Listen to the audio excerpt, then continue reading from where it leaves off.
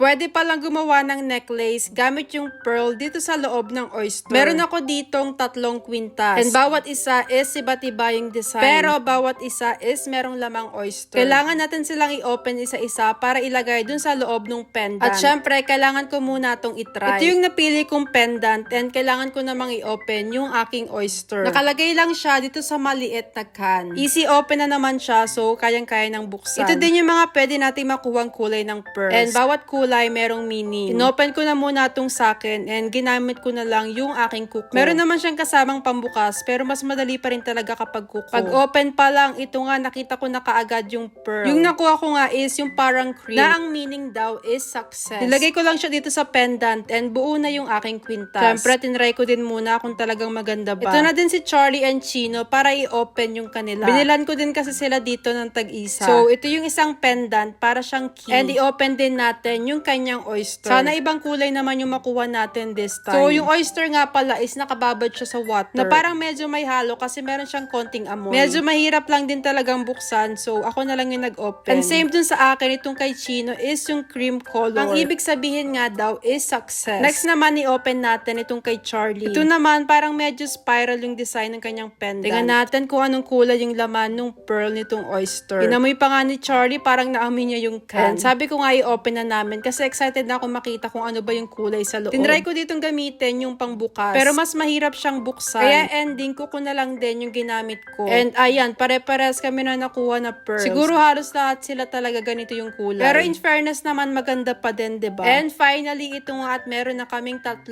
na kwintas. Nakaka-enjoy din naman siyang buksan. And kung mahilig ka sa mga ganito, pwedeng-pwede mo din siyang isuot.